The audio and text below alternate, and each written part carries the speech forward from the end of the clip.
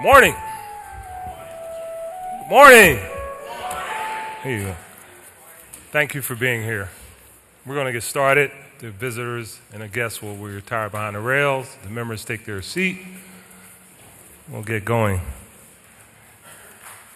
To give our invocation this morning, the chair recognizes Rabbi Uram, Executive Director and Campus Rabbi of Penn, Hillel.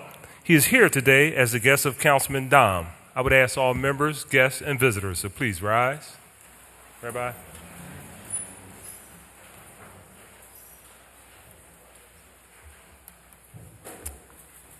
We live in times today that often feel like dark times, with massive political divisions, mental health crises, mass shootings, hate and discrimination against people of color, Jews, and other minorities. And in moments of darkness like this, we ask, what do we do? And Jewish tradition offers some wisdom. There's a story told about Adam and Eve as the first winter approaches. As the birds are flying south, as the leaves are falling off the trees, Adam and Eve come to the conclusion that the world must be coming to an end. And so they huddle together, they pray, and they lament the darkness in their lives. And at the darkest day of the year, they respond by kindling lights. This is an old story about the origins of holidays like Hanukkah and Christmas. But the message here is that in a moment of darkness, it is okay to pray, and it is okay to lament our circumstances, but then we need to go and begin by kindling light, bringing light into the world. So, Source of Life, we ask your blessing today to give us the strength and the wisdom to be those kindlers of light, to bring greater light and warmth into our world. Thank you. Thank you so much, Rabbi. Genuinely appreciate that. Council will be at ease.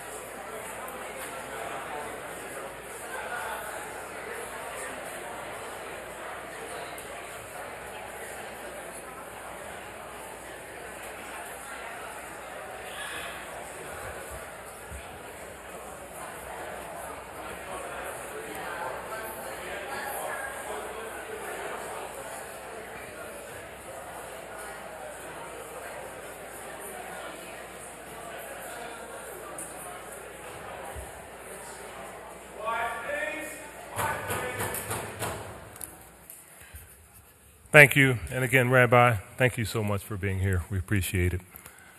Our next order of business is the approval of the journal of the meeting of Thursday, September 19, 2019, and the chair recognizes Councilman Greenlee. Thank you, Mr. President. I move that the journal of the meeting of Thursday, September 19th, 2019 be approved. Second. Thank you. It has been moved and properly second that the journal of the meeting of Thursday, September 19, 2019 stand approved. All those in favor say aye. Aye. Those opposed, ayes have it, and our journal is approved. Next order of business is a request for leave of absence, and the chair recognizes Councilman Heenan. Thank you, Mr. President. On behalf of the majority, a leave of absence is requested for Councilman Green. Chair thanks the gentleman. Leave shall be granted. Chair now recognizes Councilman O. Thank you very much, Council President. On behalf of the minority, there are no requests for leave of absence. Chair thanks the gentleman. At this time, I would like to dispense with our regular order of business, and I would like to welcome and I want to thank everyone for coming down today to witness their government in action. We genuinely appreciate you being here. We hope your stay here is a pleasurable one and a knowledgeable one. So again, thank you so much for being here today. At this time, the chair recognizes Councilwoman Reynolds Brown, who will present a resolution to Deirdre C. Hopkins. With Ms. Hopkins and those accompanying her, please join the Councilwoman at the podium. And we also have Councilman Greenlee, I believe Councilwoman Parker, Councilwoman Bass, Councilman Jones, Councilwoman Blackwell.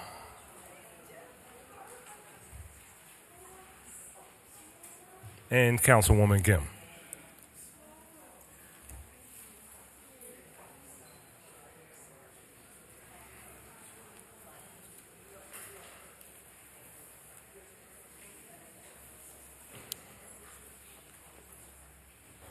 Thank you, Mr. President. Good morning. Good morning. What an absolute thrill it is to announce that another glass ceiling has been broken after only 75 years.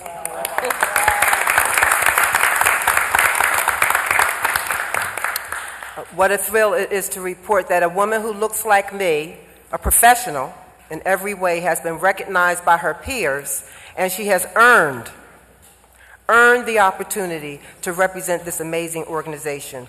It's a thrill for me, and congratulations. Thank you, Councilman.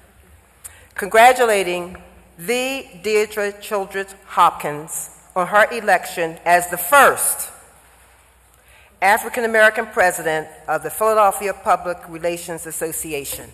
Let me seize the moment now to say thank you to my former staffer, Jason Lewis, who understands diversity and inclusion and pulled my coattail to say, Councilwoman, we need to do this. Thank you, Jason. A resolution congratulating Deirdre Childress Hopkins on her election as the first African-American woman president of the Philadelphia Public Relations Association.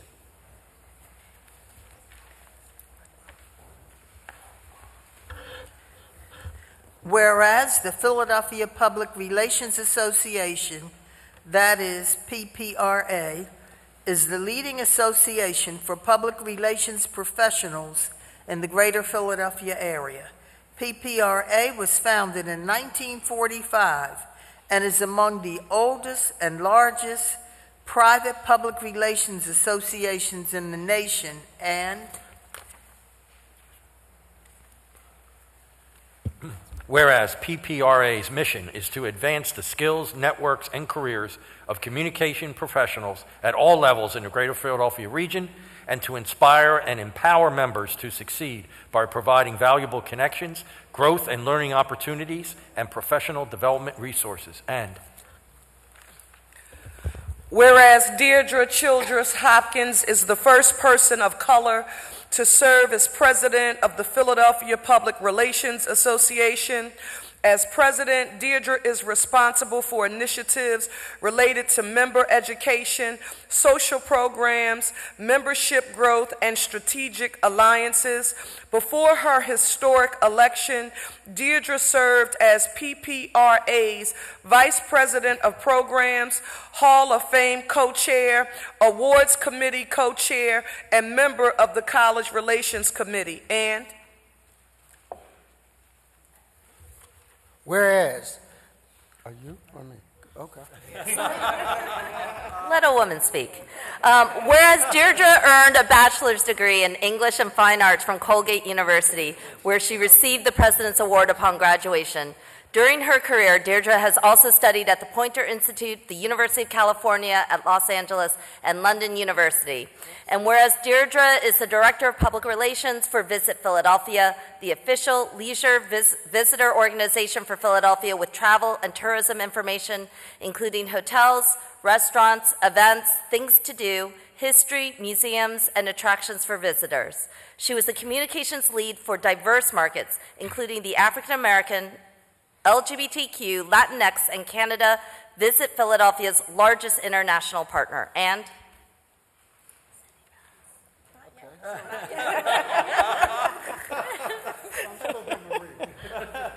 whereas Deirdre previously served as the Strategic Communications Manager for the Pennsylvania Convention Center, the Entertainment, City Desk, Sports, and Suburban Editor at the Philadelphia Inquirer, Executive Director of Fun Times Magazine, which celebrates the African diaspora, and as a journalist at the Washington Post, the Los Angeles Daily News, United Press International, the Syracuse Post-Standard, and the Los Angeles Times. And Are you sure? They had me playing Maria. You make a better Maria. Whereas Deirdre served as the 2014 and 2015 Convention and Career Fair Program Chair, the 2009 through 2011 Vice President of Print, and as the 2007-2009 National Secretary for National Association of Black Journalists. She received the Bring It Home Award in 2010 from the former Multicultural Congress of the Philadelphia Convention Center and Visitors Bureau, and served on the 2015 Communications and Marketing Committee for the World Meeting of Families in Philadelphia and 2016 Philadelphia Democratic National Convention Communications Working Group. And whereas Deirdre is a proven leader, and we know that leaders are like eagles. They don't flock. You have to find them one at a time. Throughout her career, she has demonstrated a commitment to the highest levels of excellence, which can never be compromised, as a public relations and communications exceptional professional. The city of Philadelphia is a better place to live, work, and play because of her extraordinary devoted efforts. Now, therefore, be it resolved that this council of the city of Philadelphia hereby congratulates, recognizes, salutes, celebrates, and say thank you for breaking the glass ceiling, Ms. Deirdre, on your election as the first African-American president of the Philadelphia Public Relations Association. Let's salute and lift up Deirdre Childress Hopkins.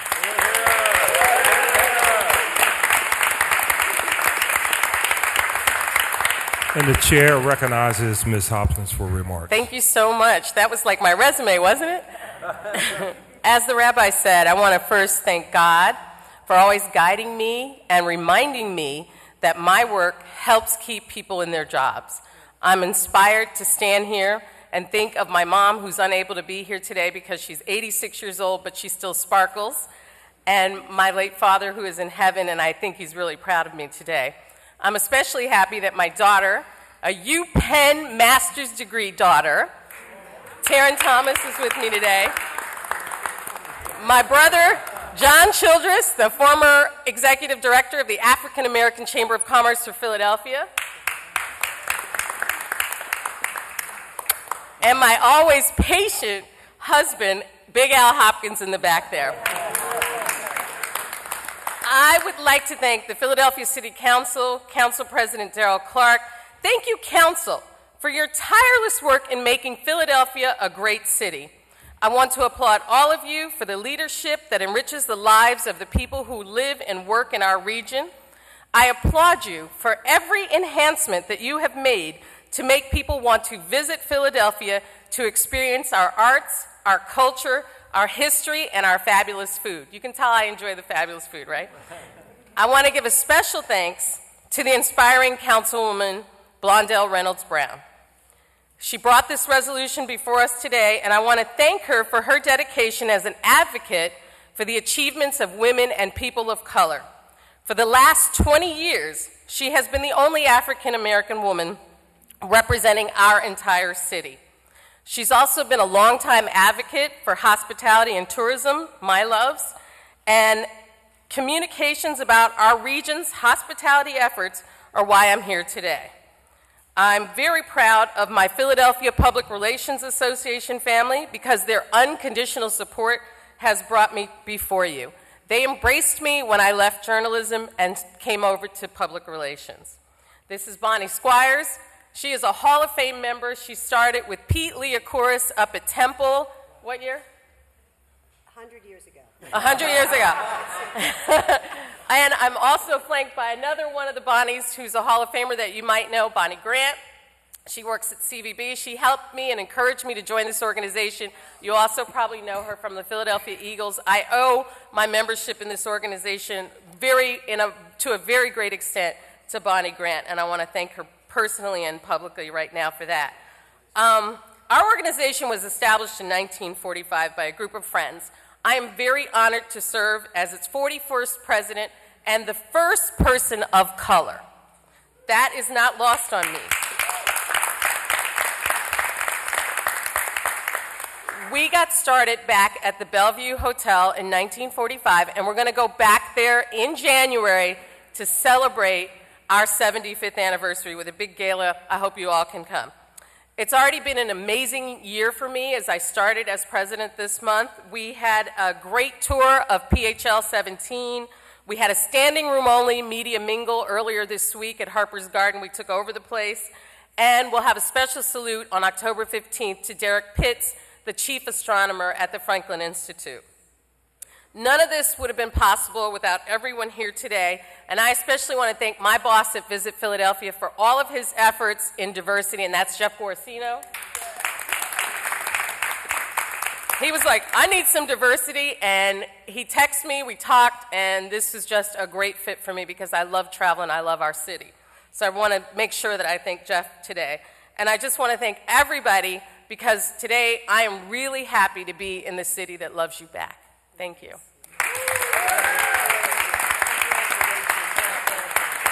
Thank you, Council BDs.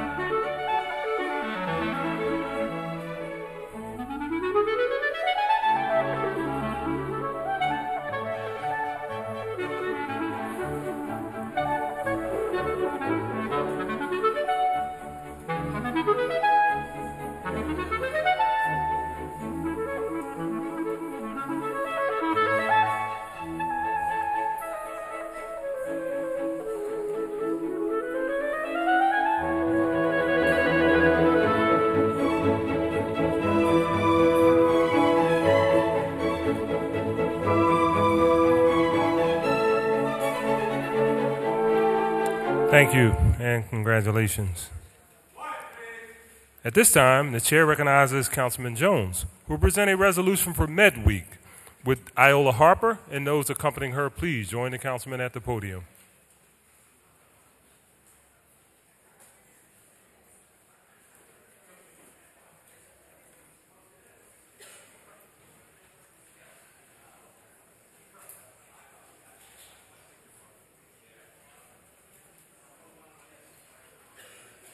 And joining Councilman Jones, we have Councilwoman Blackwell,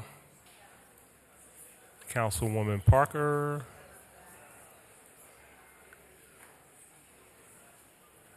Councilwoman Reynolds Brown, Councilman Johnson, and Councilwoman Kiona Sanchez, and Councilman Greenlee. There you go. Come on. It's all right. It's all right. Come on, squeeze on up. Come on. I wore my good cologne. The whole squad. There we go. And Councilwoman Gim and Bass.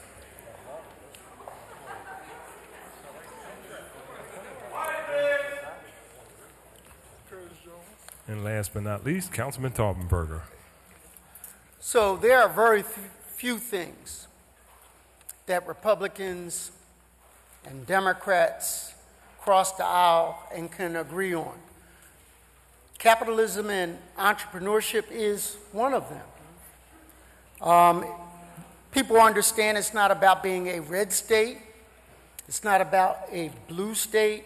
It is about the state of green and shared prosperity for all. And that comes through diversity.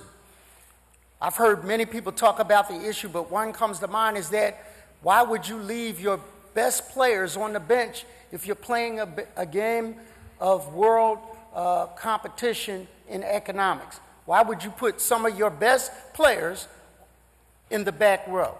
Well, you wouldn't. But I want to just tell you that I'm thankful to Ms. Harper for taking on this through the Economic Opportunities Department, and Alice Dungy James, who has spent most of her life trying to balance the playing field. But I would be remiss if I didn't mention the late, great Lou Blackwell, who fought for this, John Macklin, who fought for this, Wilson Good Sr., who implemented this, and these are pioneers who could have ignored the disparity issue of less than 0.5% going to female and minority companies, but took that task on. 1/10, I'm sorry, I stand corrected, of 1%. 1/10 of 1% of city contracts that mounted in the billions over time. So here we are today, and this is the 34th year. 35th, oh, time flies when you're making a difference. 35th year of MedWeek, which was started nationally in 83, and then implemented here 1 year later in 84. I had an opportunity to, as a young man, be the head of the Minority Business Enterprise Council, thanks to the late, great Lucian Blackwell, and I appreciate that. So, without further ado,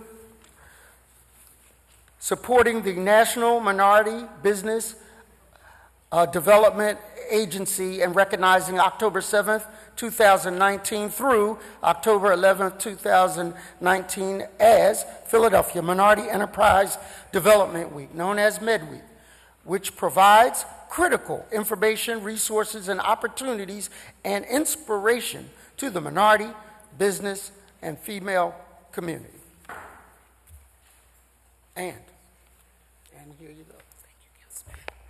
Whereas since 1983, the U.S. President has proclaimed a National Med Week observance to recognize the outstanding achievements of minority business enterprises and to honor those corporations and financial institutions that support minority business development.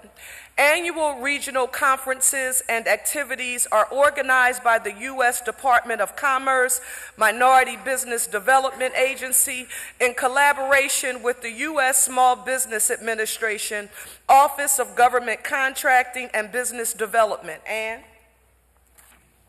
whereas the MedWeek celebration was started locally in Philadelphia in 1984 to honor and promote minority-owned businesses in the Philadelphia area. The organizers of the first MedWeek activities were Barbara Daniel Cox, former director of Mayor W. Wilson Good's Women Commission, and Bilal Abdul Qayyum, former assistant deputy director of the City Commerce Department.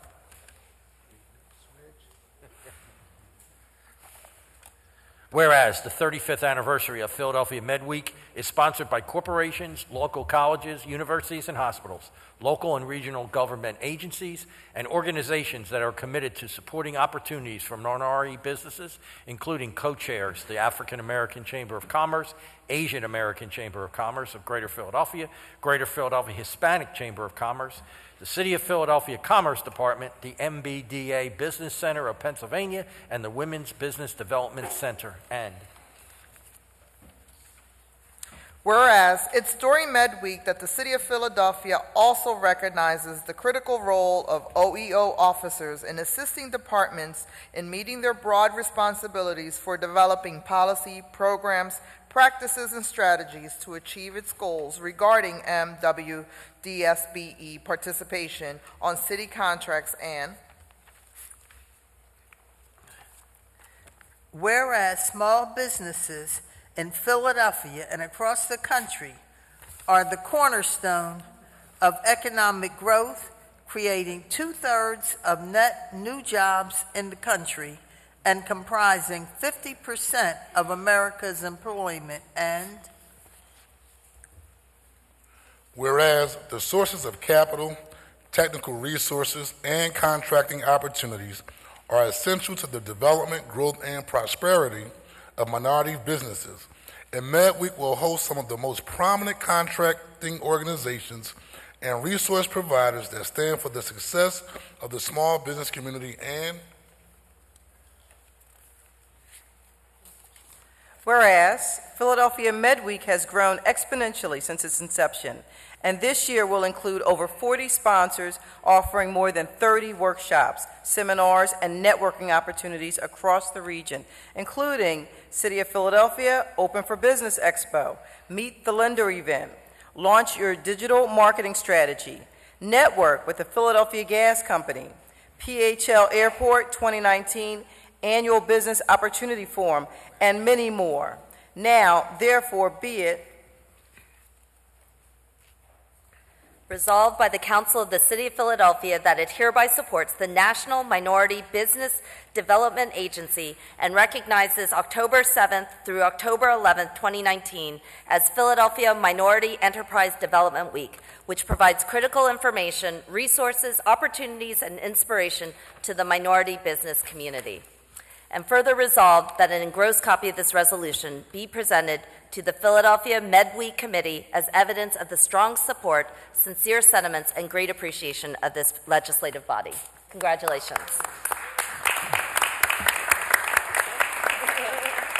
And the chair recognizes Ms. Harper for remarks. Good morning. I'd like to thank Councilman Jones and the entire body for recognizing Minority Enterprise Development Week. This is a week that honors minority-owned, women-owned, and disabled-owned businesses and connects them to information and resources that they need. It's no secret that women and minority-owned businesses have their share of challenges, but it's my hope that this week will connect them to some of the challenges that they need to grow and thrive. I'd like to thank my co-chairs, the African American Chamber, the Women's Business Development Center, the Hispanic Chamber, the Asian Chamber, and the Minority Business Development Agency, and the 30-plus technical assistance agencies, nonprofits, universities, and business associations for partnering with us. This is a monumental effort, and it wouldn't be possible if it were not for our partners. Finally, I'd like to invite anyone here to our kickoff breakfast. There, each of our co-chairs will honor a minority business, and OEO will honor their advocate and champion of the year. This year's advocate is Councilwoman Blondell Reynolds Brown, and the champion is Earl Harvey, publisher of the Professional News and producer of events for Black professional networks. Immediately following the breakfast will be an Open for Business event where Philadelphia departments will connect with minority business owners. So if you're interested in signing up for the breakfast, there are flyers on the tables, and Damana has flyers. If not, you can go online at phila.gov/med-week. Thank you very, very much. Councilwoman be at ease.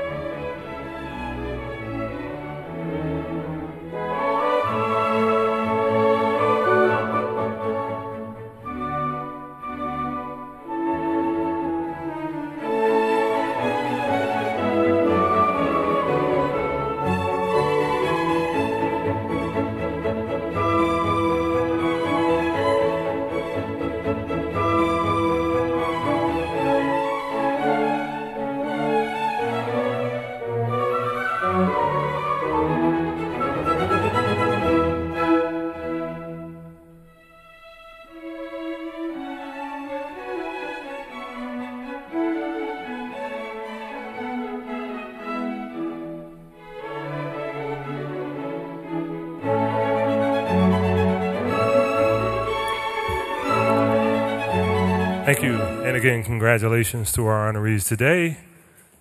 And our next order of business is communication. And the chair requests that the Sergeant of Arms delivers the messages from the mayor to the chief clerk.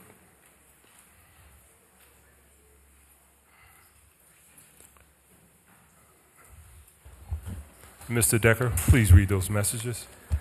To the President and members of the Council of the City of Philadelphia, I am pleased to advise you that on September 25, 2019, I signed all of the remaining bills which were passed by Council at its session on September 12, 2019. And I am submitting herewith for the consideration of your honorable body an ordinance authorizing the Commissioner of Public Property and the Commissioner of Parks and Recreation on behalf of the City of Philadelphia to acquire from the Philadelphia Redevelopment Authority fee simple title or a lesser interest in real estate to all or a portion of a parcel of land located in and about the area bounded by Montrose Street, Carpenter Street, South 17th Street, and South 18th Street, with any improvements thereon, all under certain terms and conditions. Mr. Decker, you have any additional communications? I have none, Mr. President. Thank you very much. Those communications and messages will be printed in today's journal. Our next order of business is introduction of bills and resolutions, and the chair recognizes Councilmember Reynolds Brown. Thank you, Mr. President. I introduce one resolution celebrating one of Philadelphia's finest. Thank you, Councilwoman. And former member of Philadelphia Dance Company. Thank you. A privilege resolution recognizing Leslie Odom for his extraordinary accomplishments on the occasion of the launch of the Philadanco 50th anniversary celebration. Today's calendar, chair recognizes Councilwoman Blackwell. Thank you, Mr. President. Today I introduce two privilege resolutions and one bill. Thank you, Councilwoman. Thank you. An ordinance officially naming and designating the Cobbs Creek Recreation Center located at 280 Cobbs Creek Parkway in the City of Philadelphia as Johnny Sample Recreation Center. Today's calendar. Oh, it's an ordinance? Yeah. That's a bill. That will be referred to the appropriate committee. And a privilege resolution recognizing and honoring intercultural family services for all the work they have been doing in immigrant and refugee communities in Philadelphia for the past 40 years. And today's calendar. And a privilege resolution recognizing and honoring State Representative Al Dumas on a lifetime of public service and fighting for the community. Also in today's calendar, Chair recognizes Councilman Greenlee. Thank you, Mr. President. Today I offer two resolutions, one of them on your behalf. Thank you, Councilman.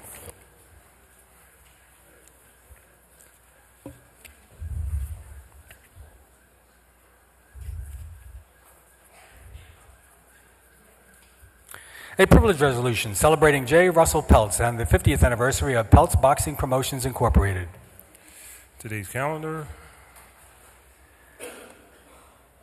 And a privileged resolution declaring October as Domestic Violence Awareness Month. And that will also be in today's calendar. Councilman Heenan. Thank you, Mr. President. I have no bills or resolutions today. Thank you, Councilman. Chair recognizes Councilman Jones. Thank you, Mr. President. One resolution on my behalf and 3 ordinances on behalf of Councilman Johnson. Thank you, Councilman.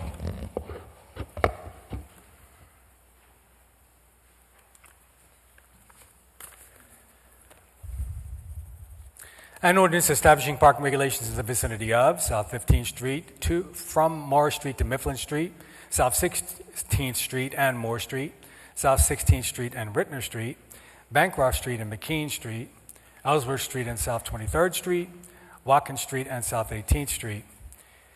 And an ordinance authorizing the Commissioner of Public Property and the Commissioner of Parks and Recreation on behalf of the City of Philadelphia to acquire from the Philadelphia Redevelopment Authority fee simple title or a lesser interest in real estate to all or a portion of a parcel of land located in and about the area bounded by Montrose Street, Carpenter Street, South 17th Street, and South 18th Street with any improvements thereon. And an ordinance establishing parking regulations in the vicinity of South 17th Street and Passyunk Avenue, 17th Street and McKean Street, Carlisle Street and Moore Street, McKean Street and South 15th Street, South 24th Street and Snyder Avenue, Hicks Street from Rittner Street to Jackson Street. Those 3 bills read by the Chief Clerk will be referred to the appropriate committees. And a privilege resolution recognizing and honoring the 1st Judicial District's Mental Health Court, one of the Pennsylvania's most significant reentry programs on the occasion of the program's 10th anniversary. Today's calendar. Chair recognizes Councilwoman Kiona Sanchez. President, no bills or resolutions. Thank you, Councilwoman. Chair recognizes Councilwoman Parker. Thank you, Mr. President. I have no bills or resolutions today. Thank you, Councilwoman. Chair recognizes Councilman Domb. Good morning, Council President. I have 1 bill co-sponsored by Council Members Sanchez and Councilmember Blackwell, and 1 privileged resolution sponsored by all members of Council. And I'd like to be heard after the clerk reads the bill. Thank you, Councilman. An ordinance amending Section 1508 of the Philadelphia Code entitled Refunds and Forgiveness for Poverty Income to revise the tax rate. Chair recognizes Councilman Domb. Thank you, Council President. Our city's poverty rate has been at the forefront of almost every discussion in this chamber, and I know you're leading the effort this year to really address poverty, which is great. It impacts every decision we make, and we've recently been provided with positive news that came out, I think, in today's newspapers and over the media, that our poverty rate actually dropped to about 24.5%, and last year's numbers weren't totally accurate, which is good news. And while we're making strong headway, we should recognize those efforts made by many of my colleagues in this building to reduce that rate. We're still the largest city with the highest poverty rate. But here's an important fact. Of the 50 states and the District of Columbia, 50 states, District of Columbia, the city of Philadelphia, according to a recent analysis, taxes those in poverty the highest, which makes no sense. We tax people who make less than $25,000 a year 18.1%. Everyone else is one's at 16. A lot of people are at 10, 11, and 12. And it is the city wage tax that stands out as the biggest portion of why that taxes are so high. People who make less than $25,000 can barely put food on the table. It makes no sense for us to be charging them wage tax. So the bill I'm introducing today will continue this progress by allowing almost 60,000 households in poverty to receive a wage tax refund. It would amend the current reimbursement of about 0.5% and increase it starting next year to 2.36%, which is the city's portion of the wage tax. This would allow a family of 4 earning an income of $34,250 to receive about $810 annually. By fiscal 2024, if the PICA portion of the wage tax is removed, the total reimbursement rate would be increased, allowing that same family of 4 to be reimbursed more than $1,300 a year. In order to help those in poverty, we also need to expand the tax base so we can help those in poverty. My colleagues are in support of reducing poverty in our city. We already have the framework in place to take full advantage of this initiative. This is just another tool to move our efforts forward. I encourage my colleagues to support this legislation and help our city gain significant traction to helping moving families out of poverty and making us not number one in taxing those who make $25,000 or less the highest. Thank you, Mr. President. Thank you, Councilman. That bill will be referred to the appropriate committee. And a privileged resolution honoring and congratulating Dick Vermeil on his receipt of the 2019 Musser Award for Excellence in Leadership from Temple University's Fox School of Business. Today's calendar. Chair recognizes Councilwoman Gill. Good morning, Council President. I have no bills or resolutions today. Thank you, Councilwoman. Chair recognizes Councilman Taubenberger. Good morning, Council President and colleagues. I have one bill, and I'd like to be heard after the reading of the title. Thank you, Councilman.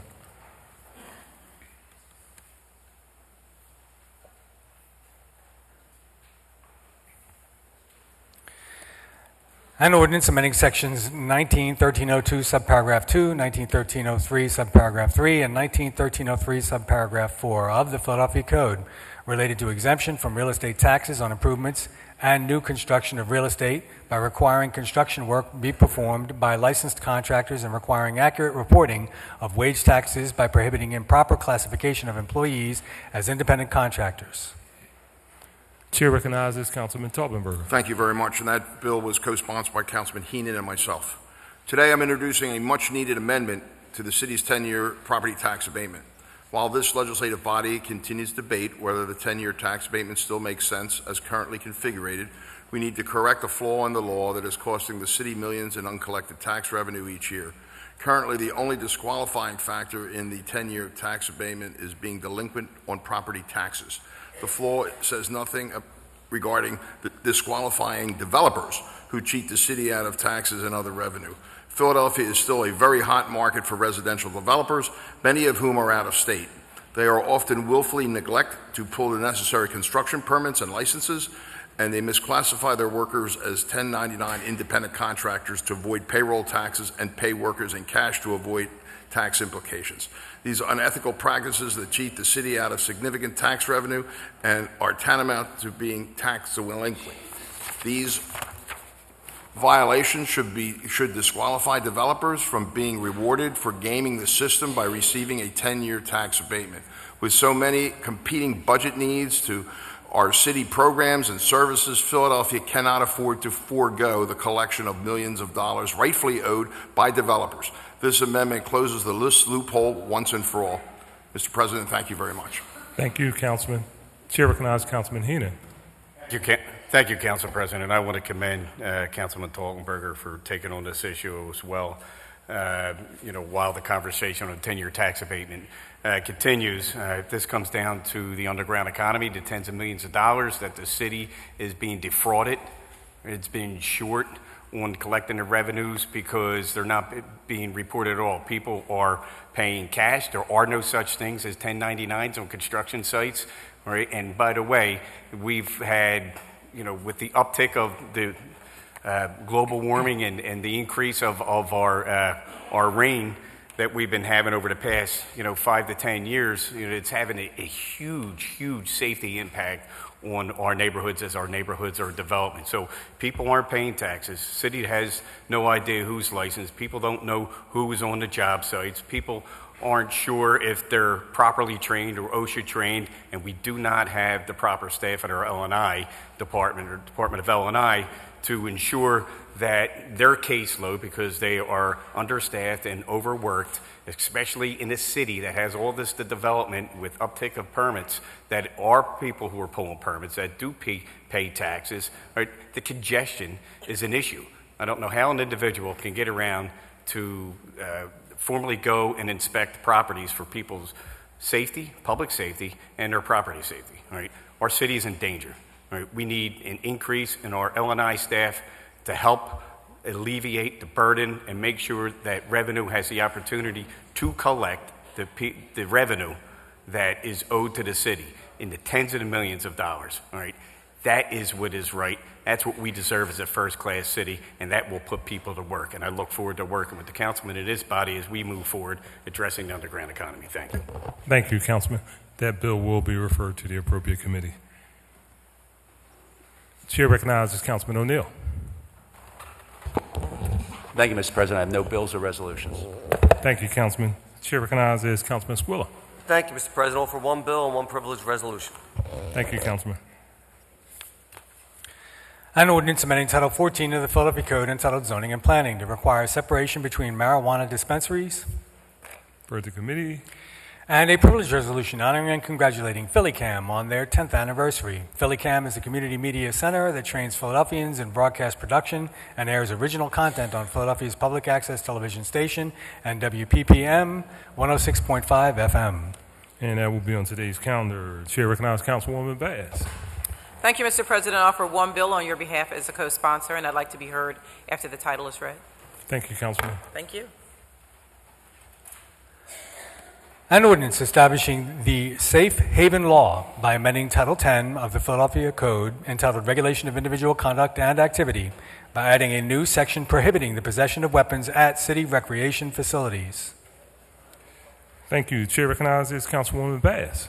Thank you, Mr. President, and I want to thank you for your leadership on the introduction of this critical piece of legislation, which is designed to keep all of us safe from gun violence, but particularly aimed at our most vulnerable asset and resource, our children. This bill has the potential to truly make a difference and remove the fear that many feel of gun violence in our communities.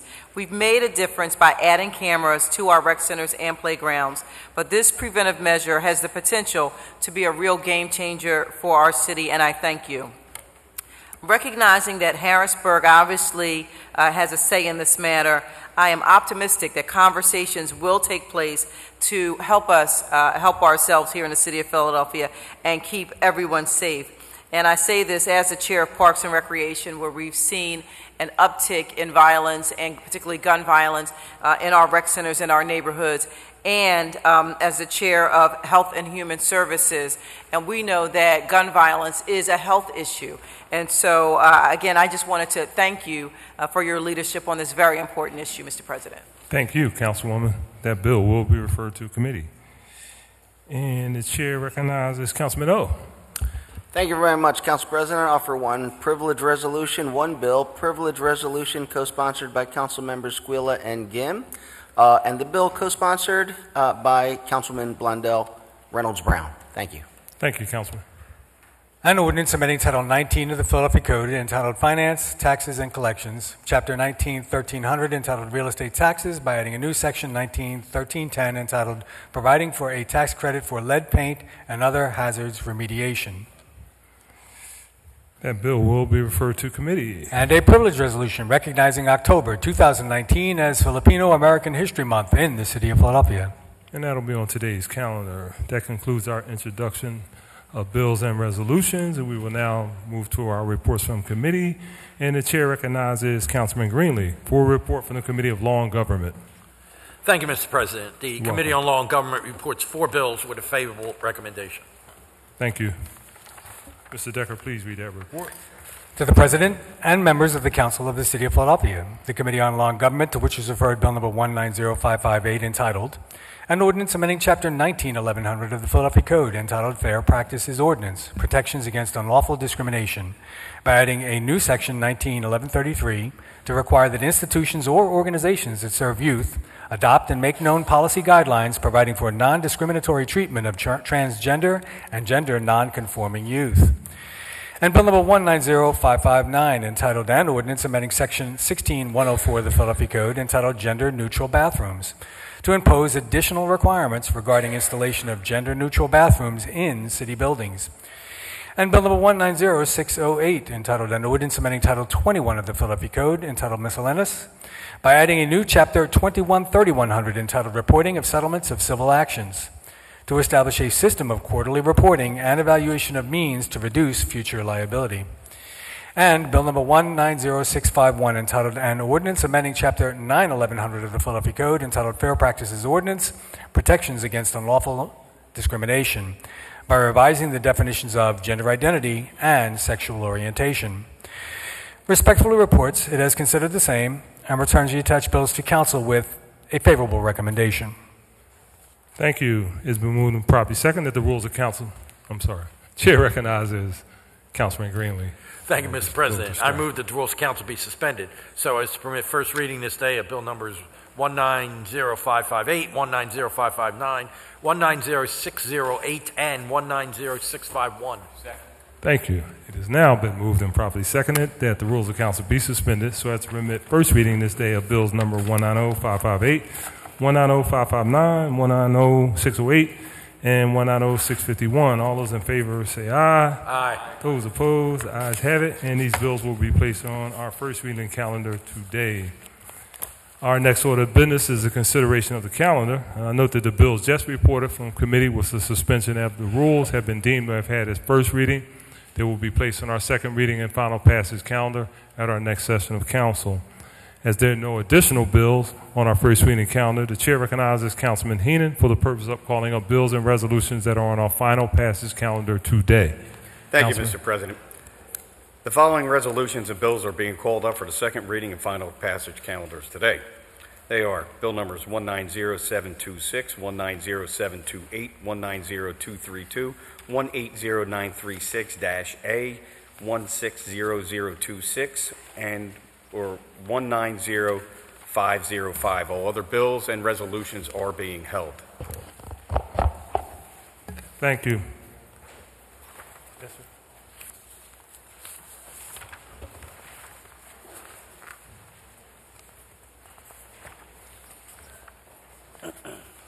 A lot of distractions up here today. Before considering these resolutions and bills, we will consider public comment as follows. Your public comment must pertain to bills and resolutions that are on our final passage today. If you are interested in testifying on a bill or resolutions that is on a final passage today, you may sign up to the table to my left. When your name is called, you will go to the middle of the council chambers to the podium. There's a device on that podium. When the light turns green, it will be your time to speak. When the light turns yellow, you will have 30 seconds to conclude your remarks. When the light turns red, we'd ask that you please adhere to our guidelines and conclude your remarks. Normally, you will be given 3 minutes to testify, but have to make a command decision. We have a significant number of individuals on the list to testify today.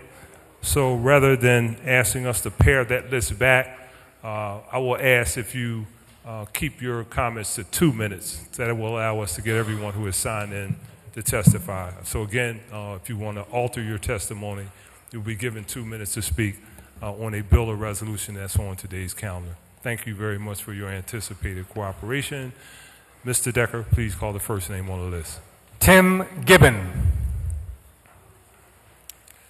Commenting on 180936A. Good morning. My name is Tim Gibbon, and I would like to speak in support of the lead bill. For me, this issue is personal. 4 years ago, my then 1-year-old daughter, Rose, was diagnosed with a dangerously elevated lead level. The cause was exposure to chipping lead paint in our rented South Philadelphia row home. When we tested the house, we realized that the remnants of lead paint were everywhere that Rose was crawling. We urged our landlord to resolve the issue, but the cursory paint over that they eventually performed was insufficient, and our lease precluded us from remediating ourselves. Fortunately, we had the means to move out and purchase our own home, and we made sure that there were no lead hazards in our new place. Rose's lead level did eventually drop down because she was no longer being exposed to lead hazards. Yet the science clearly shows that there is no safe level of lead in a child's body. For many Philadelphia residents and their children, purchasing a new home to escape lead poisoning isn't an option. I urge you to pass the lead bill today for Rose and all of Philadelphia's children. Thank you.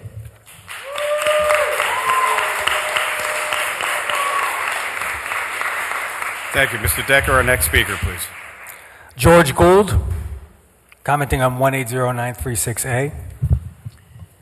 Good morning. My name is George Gould, and I am an attorney at Community Legal Services. And today I speak in strong support of Bill number 180936A, which will make important changes to the lead safe certification ordinance, which includes requiring landlords to give the certification at the time of leasing to all tenants, not just to those of children 6 or under.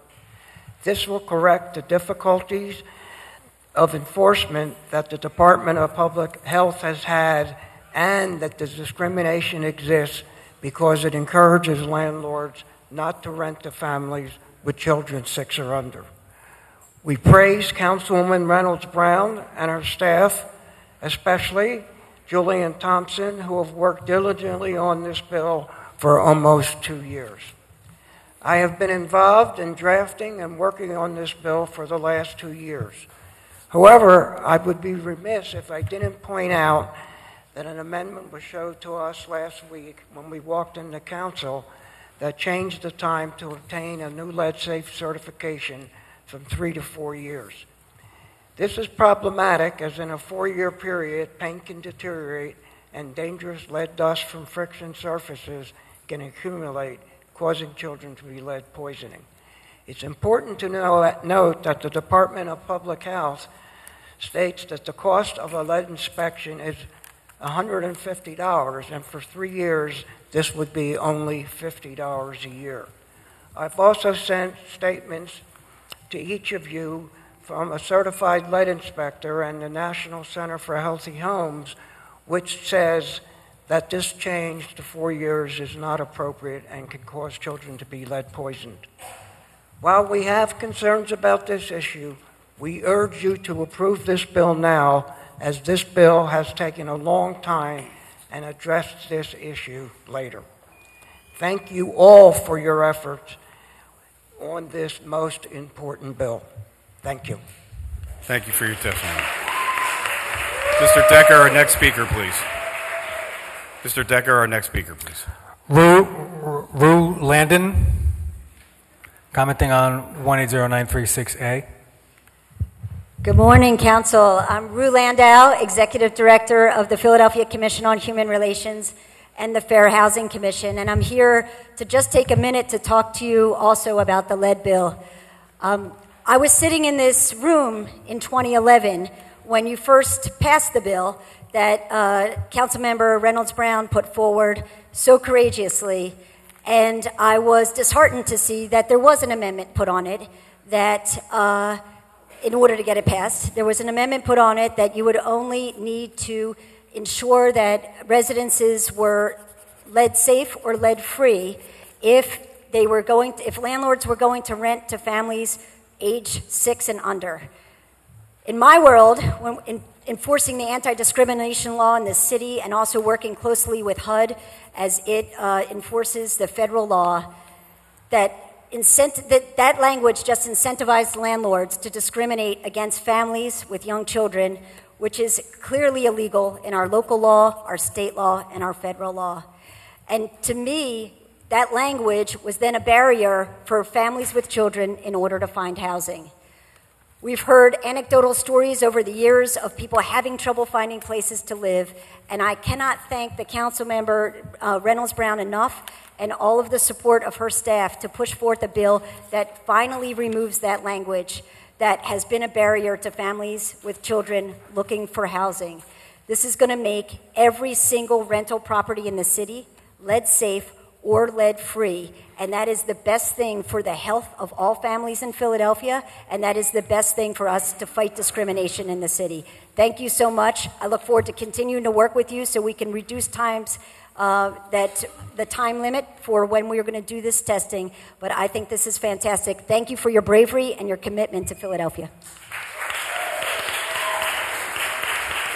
Thank you for your testimony. Clerk, would you please read our next speaker? Phil Lord.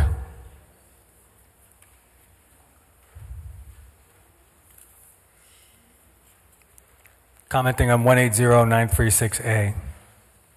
Thank you very much. My name is Phil Lord. I'm the Executive Director of the Tenant Union Representative Network, or TURN, and I'm very happy today to be here to celebrate the consideration of this bill for remedying the situation with lead paint. I too was around in 2011, and I was very disappointed with the restriction on this bill that limited it to children under 7, and this modification is going to make it mean a lot for people in the city of Philadelphia. I'm particularly grateful for the persistence of Councilwoman Brown in pushing this forward, And I want to remind us that this situation in terms of lead paint doesn't just affect children, it affects all of us. And I'm grateful for the chance to recognize that this burden should not be placed on families with children alone. Adults as well can be poisoned by lead paint. We all are affected. And so as a result of this change, we'll be able to have a safer city for everybody. I'm grateful for this opportunity. Brain damage is irreversible. We have to make sure to make our city safe and healthy for everyone. Thank you very much.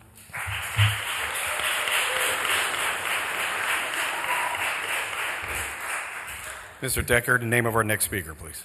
George Donnelly, commenting on 180-936A. Good morning, Council. My name is George Donnelly. I'm an attorney at the Public Interest Law Center here in Philadelphia. And you know what you see today with this great crew of folks that we have behind us is we've recognized a moral obligation to protect our children from the dangers of lead poisoning. I mean, we can't listen to someone. We can't listen to Tim Gibbons' story and turn a blind eye, right? And today, Philadelphia is about to become a national leader in preventing lead poisoning in children. And that is something that we should celebrate. As you heard from George and Phil, the old bill was not enforceable. Advocates on the ground will tell you this when they are representing tenants against their landlords. It wasn't enforceable. It didn't work. This bill is uniform, universal, and automatic in its enforcement mechanisms, and it's going to ensure that landlords throughout the city are complying with the lead-safe ordinance that we already have on the books, and this new one's just going to improve the enforcement mechanism, and it's going to lead to less stories like you heard from Mr. Gibbons about children being poisoned. I want to thank Councilmember Reynolds Brown for taking the time to get the bill right and to work with all stakeholders and all the work that she's done over the past 2 years and the leadership that she's shown. And for those of you voting in favor of the bill today, thank you. There are generations of Philadelphia children who had their futures robbed by the scourge of lead poisoning, and we're looking forward and making sure that our future children don't have those same disasters happen to them. And for those of you still on the fence, I urge you to consider those kids that have, like I said, had their futures robbed by lead poisoning. There's no safe level of lead in a child's bloodstream. And so today I urge us, hopefully in a unanimous vote in favor of the lead ordinance. Thank you so much. Thank you. Mr. Decker, name of our next speaker, please. Jana Curtis, commenting on 180-936A. Good morning. This is the third time I've stood before you asking you to pass the lead-safe rental bill. And I'm tired today. I'm tired because my daughter didn't sleep last night. Sleep disturbance is a well-documented result of lead poisoning, even at low levels.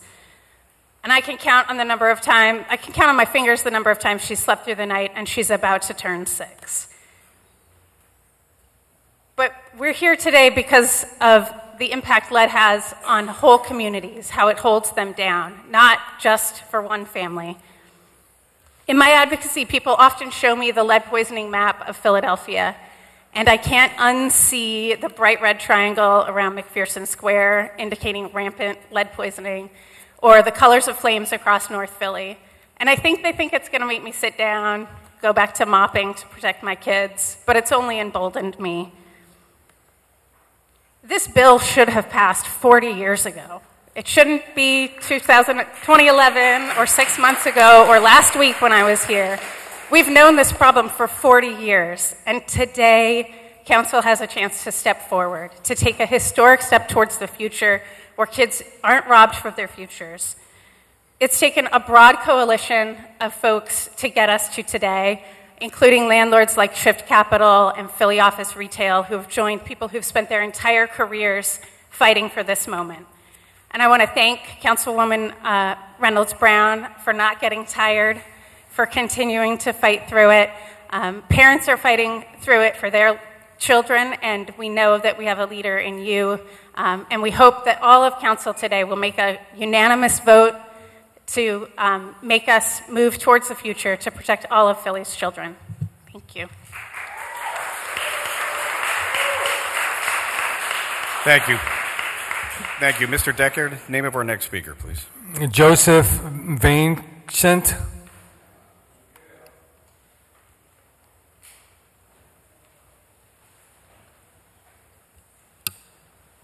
Commenting on 1809368A.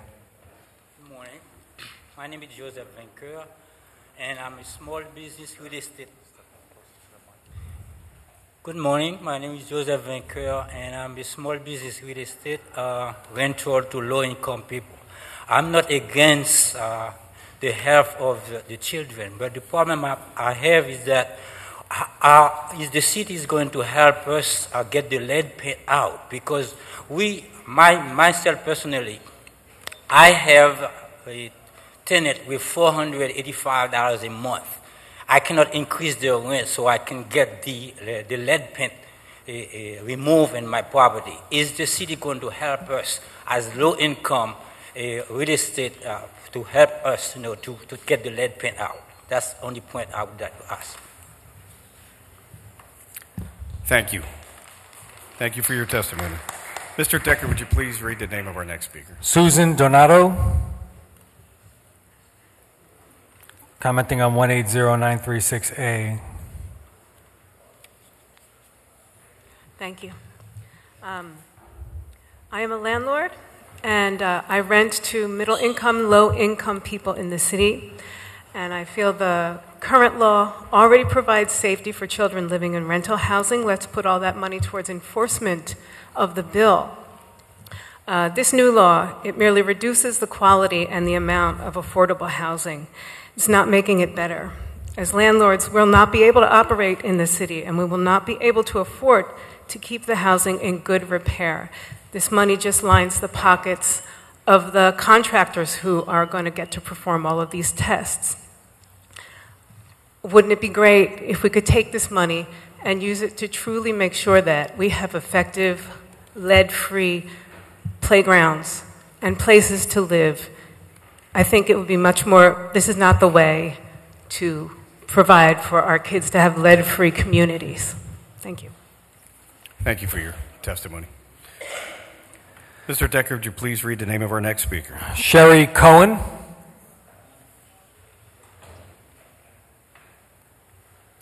Commenting on 1809368A. Good morning. My name is Sherry Cohen. I'm an independent candidate running for City Council at large on November 5th, 2019. Whether I will be on the ballot is now up to the Pennsylvania Supreme Court. I'm a tenant rights attorney, having worked for TURN, the Tenant Union Representative Network, and the Lead Law Project of the Brody and Rubinsky Law Firm. I was honored to work with other attorneys to suggest proposed updates to our city's lead law. My work to enforce the lead law in court on behalf of families with young children suffering from lead poisoning was often frustrated by inadequacies in the current law. Since the law only requires lead inspections for new tenants with children under the age of 7, landlords would claim in court that they did not know that the family had young children. Landlords would say this even when parents testified that when they signed the rental lease, they had a baby on their lap, or when the landlord showed them the apartment, their toddlers were by their side. Too often, judges would find the landlord's testimony more credible than that of tenants. As a result, families were denied justice, and the city's lead law was circumvented.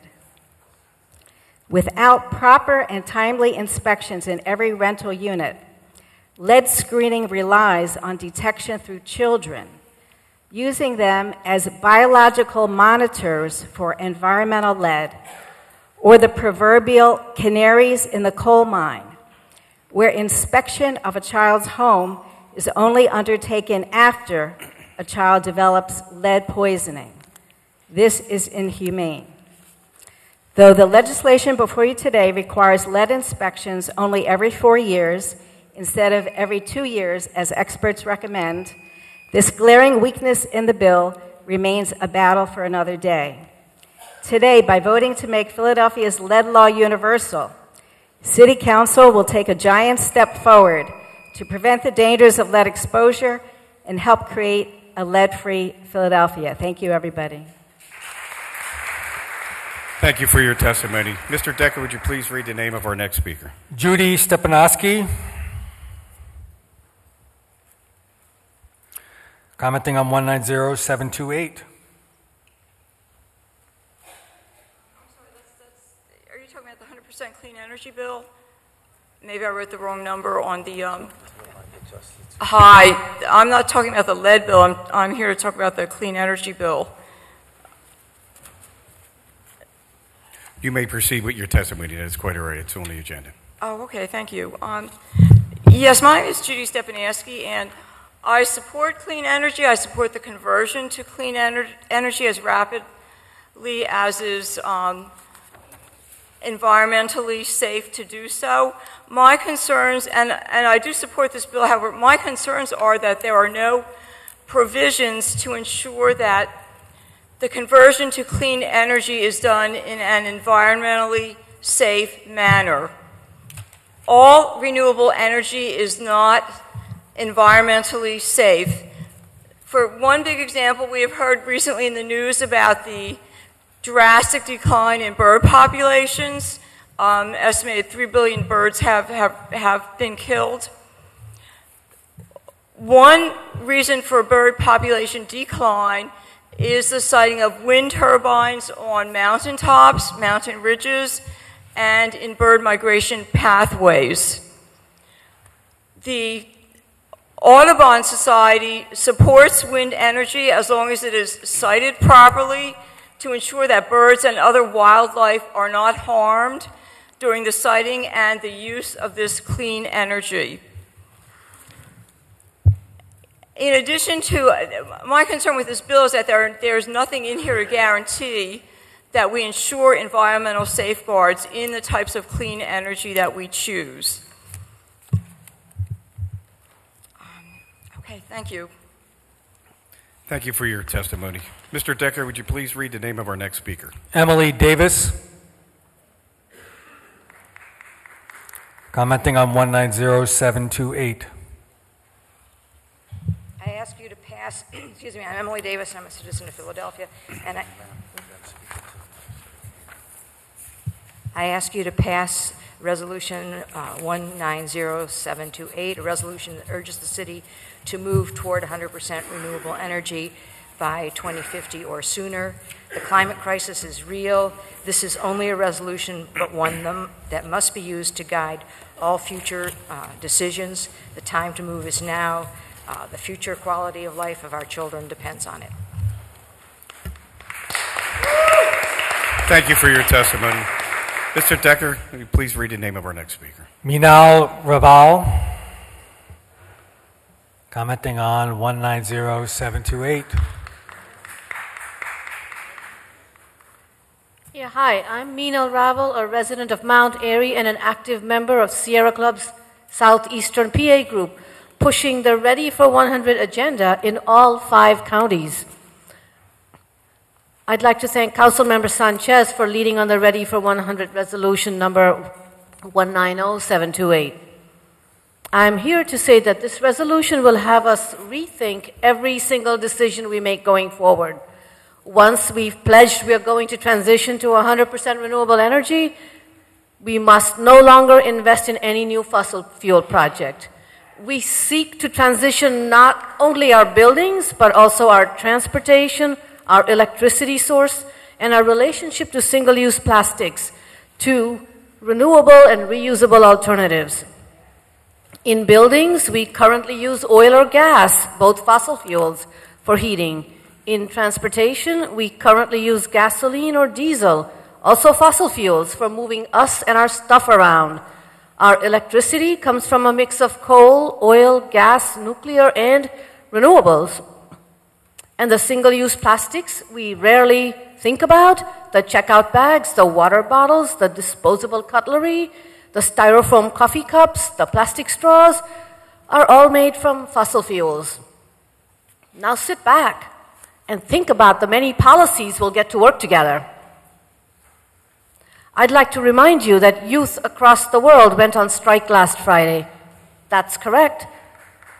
They didn't go to school. Instead, they were outside local government buildings all over the world expressing their concerns for their own futures and demanding a rapid transition away from fossil fuels. About 2,500 youth were outside this city hall.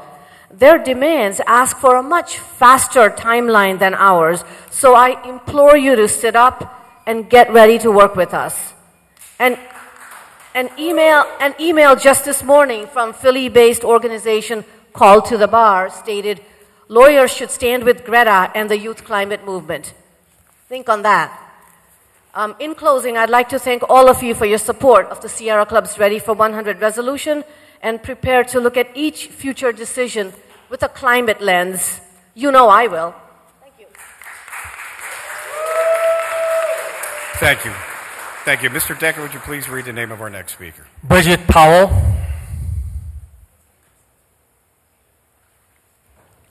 Commenting on 170408. Good day. As a school nurse for 23 years and a school nurse at Powell Elementary for 13 years, I would like to ask for City Council to address the real underlying problem that causes children to struggle behaviorally in school and cause them to get suspended. We have an increasing number of children who are in foster care that attend our schools. The solution isn't to pass 170408. The solution is to address Resolution 190346. I would like to address the concerns of the DHS Oversight Board. In May, we were here asking for one. Councilman Helen Jim blocked Councilman at Large David O. and Cindy Bash saying that we had a resolution, but we didn't. We have been asking, and Alicia Dorsey attended the youth placement meeting last week that was hosted by CBH. There was no mention of DHS task force because the force doesn't exist. We're asking that you address the real issue of the kids who are being suspended in schools. Thank you. Thank you. Mr. Decker, please read the name of our next speaker. April McBride. Commenting on 170408. Good morning. I'm here to speak on Resolution 170408. Resolution in regards to the children getting suspended from the age 1st through 5th grade. Resolution 70408 will be very beneficial to elementary age students as well as higher grade students. Children that are suspended not only miss out on learning, but at times coming to school is the only meal some children may have, period.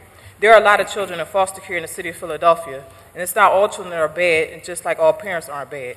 But there are systems set up in place to fail children and families, and there's no secret about it. It's just a conspiracy of silence from people in council to turn a blind eye and railroad resolutions that can end the evils of these systems that's tearing children down.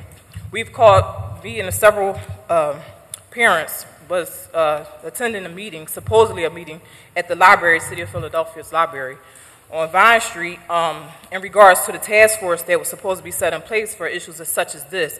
And come to find out there were no task force even in existence for what we need the oversight for DHS. And also we went to the office of Helen Gim, which is supposed to be over this task force, and we spoke to Charlene Samuels, and she told us there's nothing that the councilwoman can do for us, that when we do make these complaints about DHS, they just go call DHS and tell them that there's an issue. So there's a problem here, and Resolution 170408 needs to be addressed as well as the resolution for the task force for DHS. Thank you. Mr. Decker, name of our next speaker, please. Yolanda Bryant.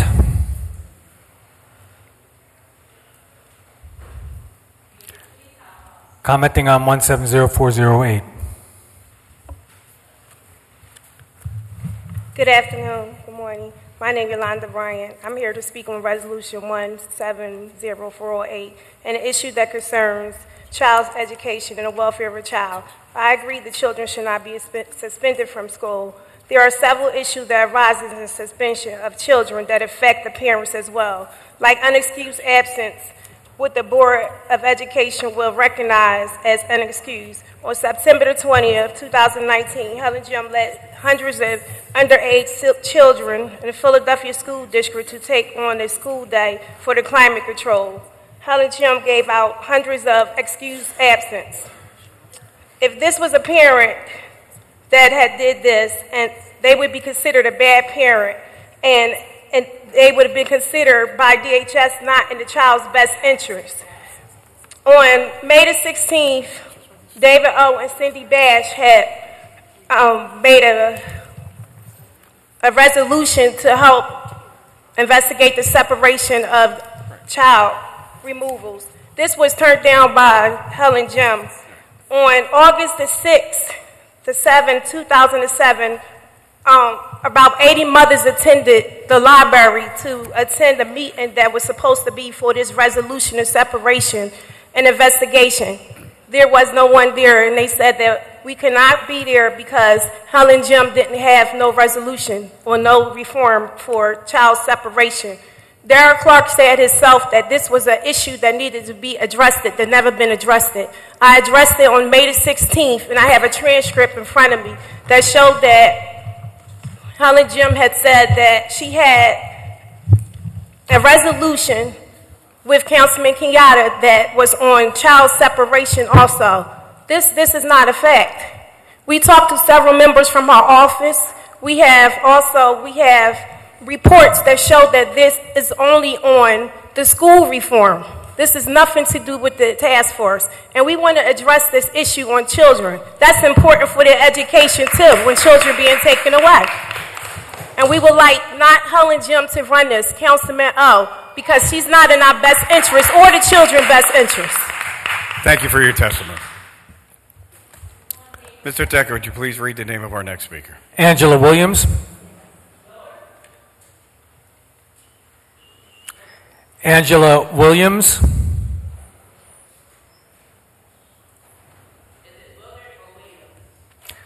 Angela Williams.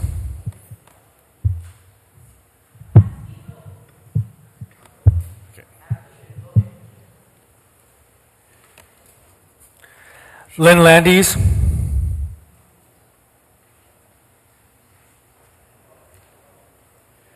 Can you state your name for the record as you approach? My name is Angela Willard. I may not be here within a year. I've been diagnosed with a heart condition and stage 3 kidney disease. Helen Kim, I came to your task meeting to have you help me, and you never showed up. How is this fair? David, please help us. You helped us before, please help us again. Angela, can you please state the bill that you were speaking Her on? suspension bill. She don't care about kids. You don't care about kids. Look at where you are. You don't care about kids. You're alive. We thank you for your I would testimony. die and not have my son because you lied about kids. Mr. Decker, you please need the name of our next speaker? Lynn Landis. Commenting on 190505. My name is Lynn Landis. I'm co-founder of healthalertphilly.org. The federal government has told the public that vaccines are safe and effective. Nothing could be further from the truth. Over $4.2 billion of taxpayer money has been awarded to victims of vaccines by a special federal vaccine court, and that amount would be exponentially larger had vaccine makers not received blanket immunity from Congress in 1986. Vaccines can and do cause pervasive and serious injuries, including immune system disorders, brain and nerve damage, infertility, and death. That data is documented on U.S. government websites, including the CDC's Vaccine Injury Table. In order for a vaccine to be safe and effective, long-term health studies must be conducted. Yet, not one vaccine has been evaluated for its potential to cause cancer, damage DNA, or impair fertility. Vaccine makers specifically admit this in their package inserts that are rarely given to patients. Vaccines are a major cause of the measles and mumps outbreaks among young adults. Children who naturally get infectious diseases such as the measles, mumps, and chickenpox gain for themselves permanent immunity, not so for vaccinated children. They will become vulnerable to those same diseases as young adults when the consequences can be much more serious.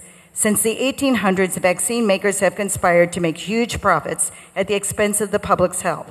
They claimed credit for the decrease in deaths from infectious diseases when the real solution came from improved sanitation and living conditions. By the 1930s, the public realized that vaccines were causing problems, not solving them, and their use was sharply curtailed. Today, with dozens of vaccines on the market, History is repeating itself, and we are suffering the devastating consequences. Learn more about the truth about vaccines at healthalertphilly.org. Thank you very much. Thank you for your testimony.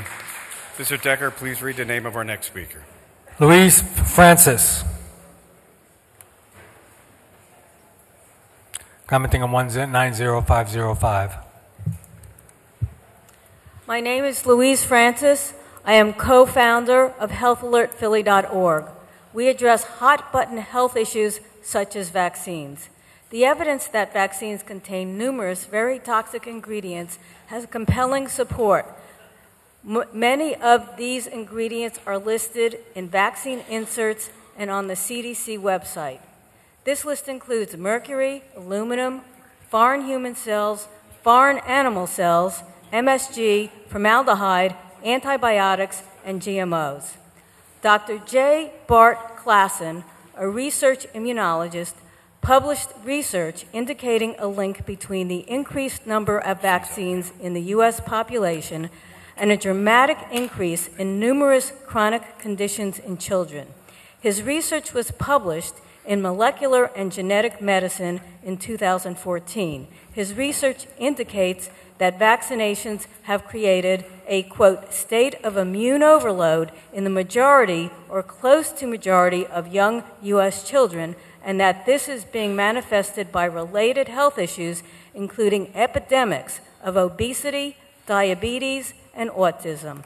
To further quote Dr. Clausen, the best data indicates that vaccine-induced chronic diseases is now of a magnitude that dwarfs almost all prior poisoning of humans, including poisoning from agents like asbestos, low-dose radiation, lead, and even cigarettes. Most patients don't even realize that they are suffering from the adverse effects of vaccines. Even more concerning, patients and/or their parents are being harassed, accused of practicing poor dieting and exercise habits, leading to development of obesity and diabetes, when in fact they suffer from vaccine-induced obesity and diabetes. Thank you for your testimony. Natasha Jordan.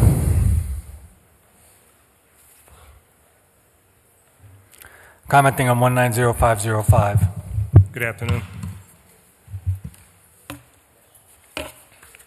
Hi everyone, my name is Natasha Jordan. I am an educator and an independent researcher, as well as a mother and a performing artist. I have a BA in interdisciplinary studies, and I have been teaching since 2011. I have 3 children. My youngest is 6 months old today. At the time of my birth, the vaccination schedule called for 12 vaccines. I got all of them on time with little to no life-threatening side effects to my knowledge.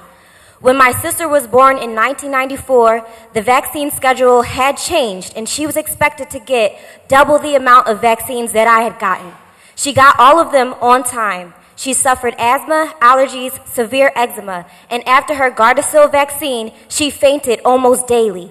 She almost fainted while walking from class to class, and once she even fainted and fell down the stairs. She developed twitches and what seemed to be Tourette's syndrome. While it is uncertain that the vaccines cause it, some doctors would agree that vaccines can contribute to her ailments, if not create them.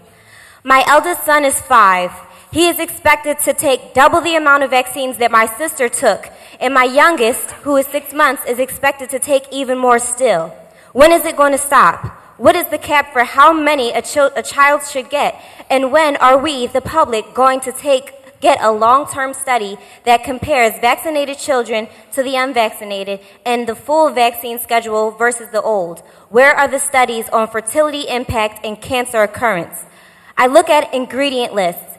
Every food and drink I give to my children is handpicked by me and approved only after I have decided they are free from carcinogens, nutritious, free from animal and human byproducts, and able to offer vitamins or minerals that can contribute to the health, growth, and overall well-being of my child. Vaccines do not pass that test. For health reasons, for religious and philosophical reasons, I cannot in good conscience inject toxic concoctions into my most precious gifts, my children. We, the people of the United States, deserve the right to decline or accept vaccines and other medical treatments if we desire. We should not be forced into it. Vaccine legislation affects employment, education, recreational, and travel opportunities. Such an important decision if you can should be left up to the Kind of- people, Thank not the state. Thank you. That Thank was you, ma'am. the last sentence. It's okay. Thank you, everybody. Thank you so much for you.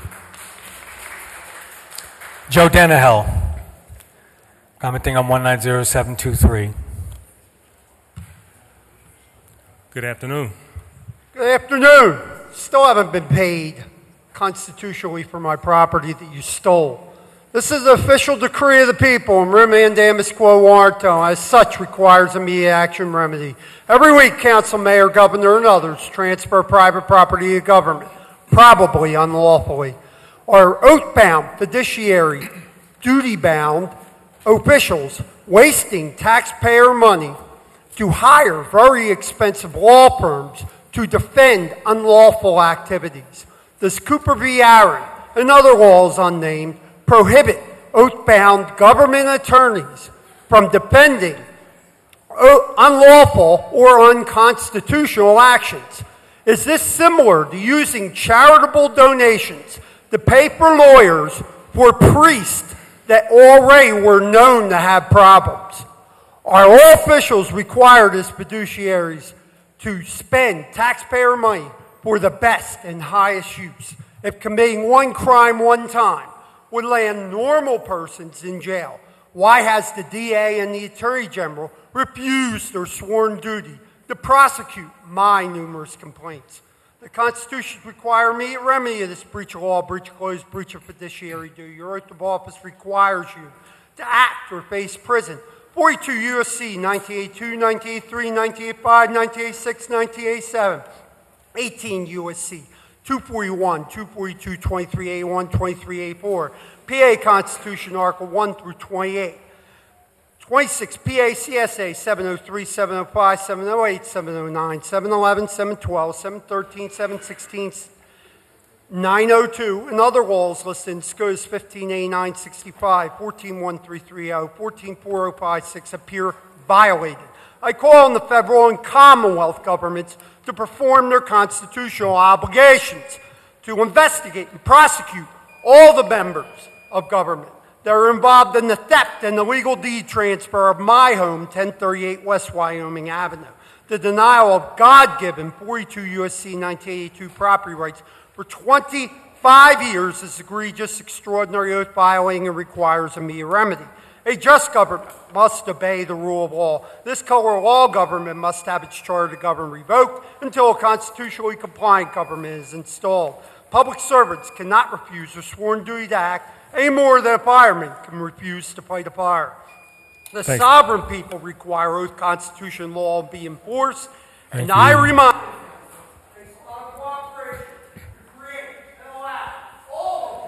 Thank you. Thank you, sir, for your testimony.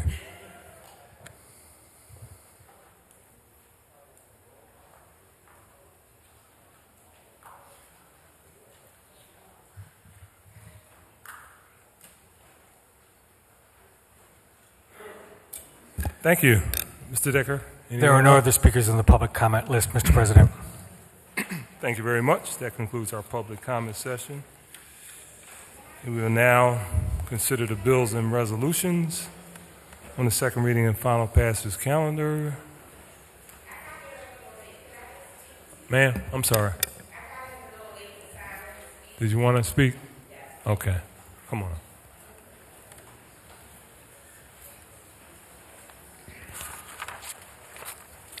Ma'am, so today we're only doing 2 minutes, just so you, because normally we do 3.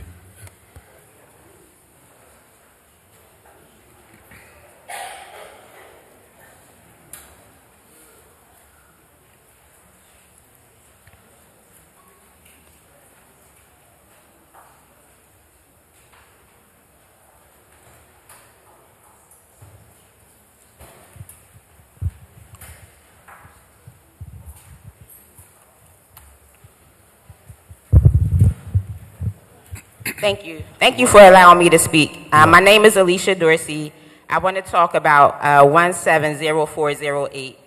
I would like to address concerns for DHS oversight. In May of this year, Councilman David O. proposed a resolution that would address our concerns for the reform DHS is currently going through and the lack of transparency and accountability of their reform measures. Councilwoman at Large Helen Gim blocked Councilman at Large David O. resolution, claiming she had developed a DHS oversight committee. We have emails showing communications with Councilwoman at Large discussing the oversight of DHS and possible public meetings. The communication with Councilwoman at Large stopped abruptly after a city council hearing on DHS that I gave testimony to the lack of communication and transparency taking place with DHS. We were told that City Councilwoman Gim was no longer part of her DHS oversight task force. To date, the DHS task force does not exist. I attended the Youth Placement Public Input meeting on 9/23/2019 hosted by CBH. There is no mention of a DHS task force because the focus was never on DHS current reform practices. Reforming youth placement was Councilwoman at Large focus.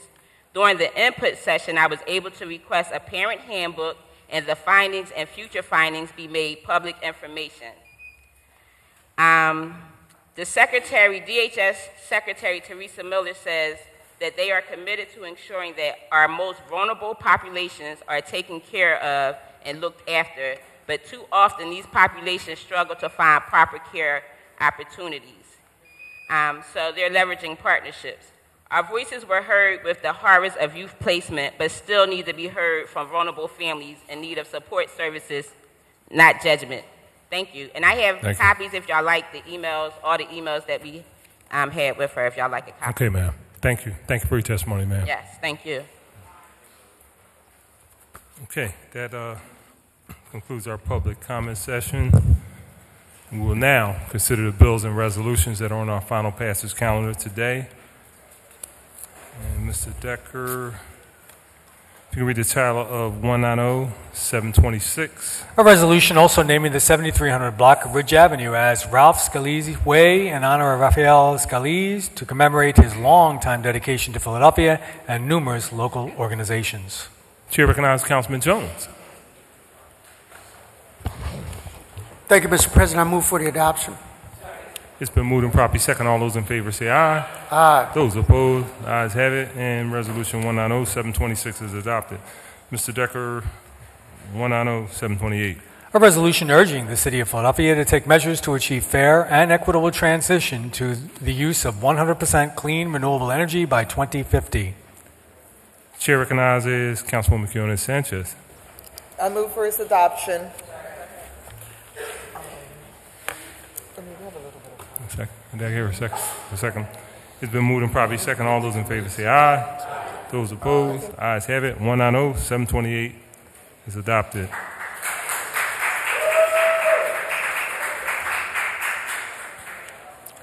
Mr. Decker, 190-232. An ordinance to amend the Philadelphia zoning maps by changing the zoning designations of certain areas of land within an area bounded by Kensington Avenue, Hilton Street, Jasper Street, and Madison Street. Chair recognizes Councilman Squilla. Thank you, Mr. President. I move for the adoption. No, it's a no. Motion to withdraw. I move that bill number 190-232 be withdrawn. Thank you. It's been moved and properly second. All those in favor say aye. Aye. Those opposed, ayes have it. Bill number 190-232 is withdrawn. Mr. Decker, 180-936A. An ordinance amending Title VI of the Philadelphia Code, entitled Health Code, relating to lead paint hazards and other violations, to provide for appeal periods and for penalties, to provide for inspections and fees, to revise definitions, and to promote lead safety, all under certain terms and conditions. Chair recognizes Councilwoman Reynolds Brown. Thank you, Mr. President. I'd like to be permitted to speak on this bill, number 180-936. Please do. Okay. The vote on Bill number 180936 marks a pivotal milestone for Philadelphia's children and families. This legislation has been a marathon and not a sprint. At this moment, 9 out of 10 city council districts have a zip code with 1 out of 10 children poisoned by lead. In 2018, 1 child is diagnosed with significant lead poisoning every single day. It is clear that we as a city can and must do better. Let's do a rewind. Under the leadership of Shelley Yanoff in 2010 and 2011, this council participated in months of negotiation and discussions on how to best protect children and rental properties from the dangers of lead poisoning. That was long before we introduced legislation. Public testimony has revealed quite eloquently why lead poisoning and dealing with it matters.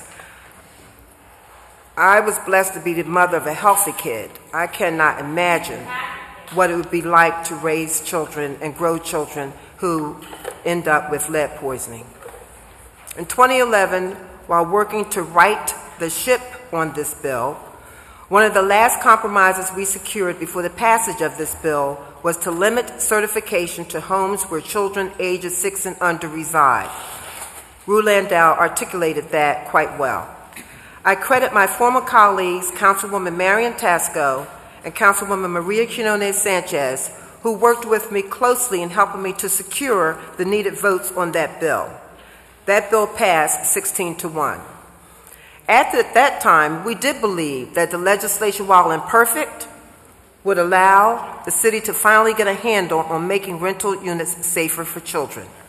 Now, 8 years later, based on data, we arrived at the clear conclusion that a new, stronger solution was not optional, it's required. There are several challenges with the enforcement of the current law.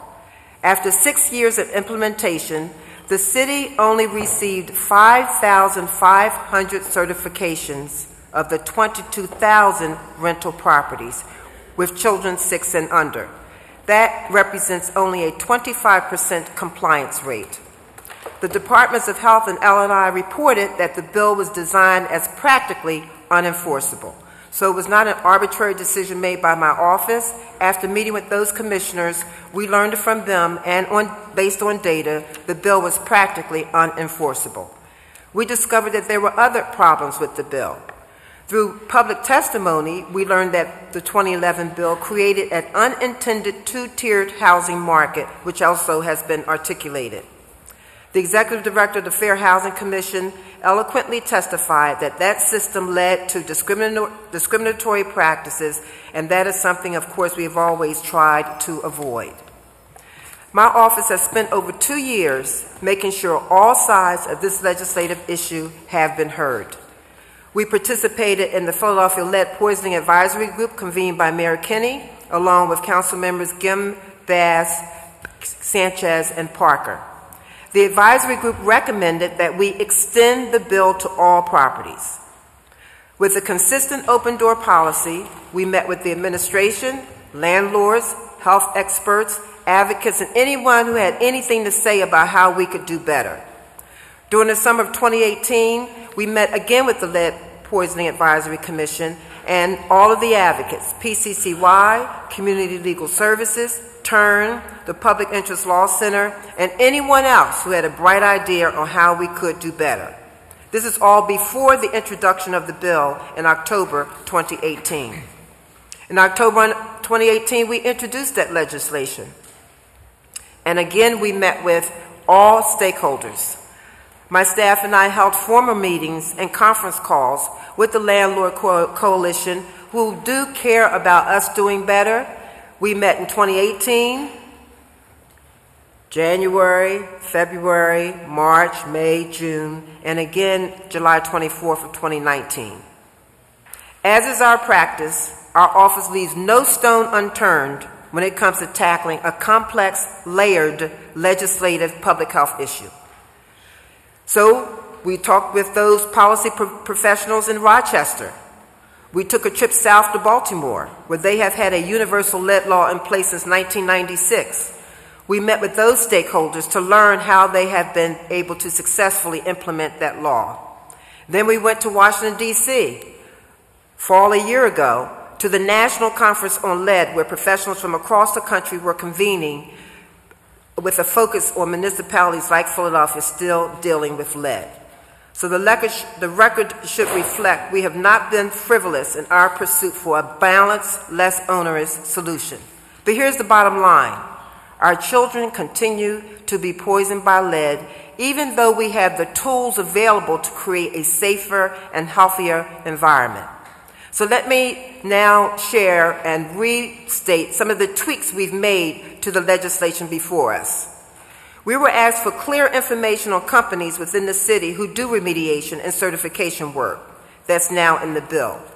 We heard concerns that landlords did not have enough time to come into compliance with the law. I get that because we delayed our menu labeling bill for a year and a half to allow that community to ramp up. So we wrote an extended implementation date into this bill. Landlords asked if we could include provisions in the bill that protect them against tenants who do not provide access to properties. We heard them. We added that provision in the bill. The Lead Coalition was not content with recertification at the time of turnover, which was my preferred remedy, so we removed that from the bill. The wrinkle I referenced in June 2019 was regarding a new development and new information that we as a city were not where we needed to be with regards to technology. We heard apprehensions about the systems of technology that would be ultimately responsible for the implementation and enforcement of the bill. And much to the chagrin of many, and I will even go as far as to say I was bullied, I'm good. In June, I held the bill for 3 months, and I invited and chose to invite all stakeholders back to the table so that they could hear themselves personally from the Health Commissioner and our L&I Commissioner. Commissioner Perry and Commissioner Farley care about getting this right second time around. I also want to thank council members whose offices were able to join us at that July 24th meeting. Last Tuesday, we circulated another set of amendments. Subsequent to that circulation, we were approached again to consider extending the frequency of certification from every 3 years to 5 years. We make no decisions alone. We do the homework. We went back to see what other cities are doing, and I made the decision that we would have it every 4 years based on homework we have from other cities. So compromise has never been an option for us. It's always been a requirement if second time around we want to get this right. My office has worked to the point of exhaustion for compromise for all stakeholders. In August 2019, I had to finally reckon with the reality and quote Councilman Jones, who said, common ground might not be possible. I'll accept that. But what we will have is a common understanding that we have to find a pathway to protect our children. So despite what we've heard, keeping our children safe from harmful causes of lead poisoning is not as costly as some has argued. This summer, I had my staff call remediators and others who actually do the work. We had interns on the phone doing our own in-house survey so that we could get a handle ourselves on what it costs to remediate properties. For those properties that do not honor this remediation and seeking to get properties to be lead safe, it's going to be up to $1,500. But if you are a responsible landlord doing the right thing every 4 years, it could be as minimum as $150. The goal of the bill is to address the quality of the housing stock in our city. Landlords raised a very fair criticism. Why should we be responsible for fixing this problem? And I actually support that. You're right. Government has a role in us finding a mutual resolution where everybody has some skin in the game. So, my staff and I appeal to the administration to ensure that funds are available for small landlords who will struggle to complete this remediation work. The result? A new small landlord loan program implemented by the planning department will be available for small landlords to make necessary repairs. We also made a budget request to the administration and to President Clark's office for a separate fund dedicated solely to support remediation. Thank you to the Kenney administration for authorizing a $200,000 pilot program that will help small landlords. Contrary to reported opinion that got back to us from Baltimore, and I quote, "We have not given up the store," end quote. In this bill, we have held to the original intent of the bill, and that is universal lead certification for all rental properties. Legitimate concerns have been raised about whether or not there may be unfavorable impact towards the availability of affordable housing. We need to care about that. My limited research tells me, again from Baltimore, and I quote, "Maryland's lead law has not had a negative effect on the availability of affordable rental housing in our city, and that law has been in place since 1996. We champion stricter lead hazard reduction legislation and believe that these standards will enable us to offer healthier housing conditions." So, yes, landlords would bear costs, but you know what? Our children bear the cost as well. Our families bear the cost. Our city bears the cost. Lead poisoning poses costs to all of us. This happens when we see increased costs for special education, medical care, increased involvement with the criminal justice system. We all pay. Here's the good news. Thanks to the leadership of Senator Vincent Hughes and Governor Wolf, the issue of lead is now a priority for the entire Commonwealth of Pennsylvania, which has the 6th highest percentage rate for children suffering from lead poisoning. Pennsylvania ranks number 6 when it comes to children suffering from lead poisoning. Just a couple of months ago, Governor Tom Wolf unveiled not one, but 3 initiatives designed to create a lead-free Pennsylvania. This council has demonstrated deep concern about lead. Councilman Green recently introduced an ordinance that will give schools $10 million to combat lead and asbestos in our children's classroom. This council also unanimously supported my bill to require universal blood lead screening.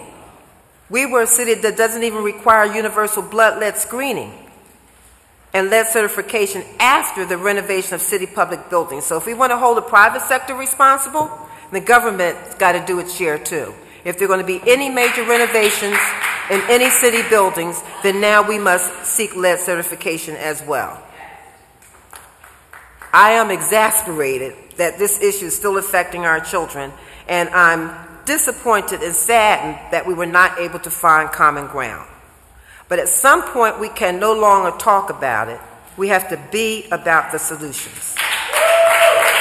All of us agree that every child in Philadelphia deserves to live in a healthy and safe environment. And for sure, there is no perfect time for a perfect bill. It doesn't happen often in this council. So either we have to reckon with where we are if we're going to move the needle, and that phrase is now old, if we're going to make a small difference. And sometimes making a small difference warrants that we have to take more strident legislative action. I know that a vote on this bill is not comfortable for some of us. But here's what I also know in the words of Martin Luther King. At the end of the day, we're measured not what you do in times of comfort and convenience. It's where we act and how we stand during moments of challenge and controversy. I'm asking for a vote yes on this bill. Thank you, Mr. President. Thank you, Councilwoman. Chair recognizes Councilman O. Thank you very much, Council President. I just wanted to thank Councilwoman Blondell Reynolds Brown. Suddenly this morning, I walked over to her and I asked, would she be willing to co-sponsor a bill whereby if landlords subject to this law were to remediate the lead, that we would try to pass a tax credit dollar for dollar for the money they spend. We want safer environments, but in reality, there is a lot of people who can't afford to make those changes. It does affect the affordable housing, and we have a lot of folks that don't have a lot of money that rent out the space that they have. We want them to continue, and I appreciate her co-sponsorship of that. We'll see where that goes, but I think it's important not to have unfunded mandates or to make requirements without a method for people to achieve them. And so I am supporting her bill on the fact that I believe she is sincere. As she just said, she's bent over backwards. She's worked very hard to make our city safer, but also to accommodate those practical realities. And so with a bill that will create a tax credit for the remediation, I will be supporting her bill. Thank you. Thank you, Councilman. No further speeches. This bill has been heard on 2 separate days. The question is, shall the bill pass finally? Mr. Decker, call the roll. Councilwoman Bass. Aye. Councilwoman Blackwell. Aye. Councilman Domb. Aye. Councilman Greenlee. Aye. Councilwoman Gim. Aye. Councilman Heenan. Aye. Councilman Johnson. Aye. Councilman Jones. Aye. Councilman O'Neill. Councilman O. Councilwoman Parker. Aye. Councilwoman Guinone Sanchez. Aye. Councilwoman Reynolds Brown. Aye. Councilman Squilla. Aye. Councilman Taubenberger. Aye. Council President Clark. Aye. The ayes are 16 and the nays are 0. Majority of members present.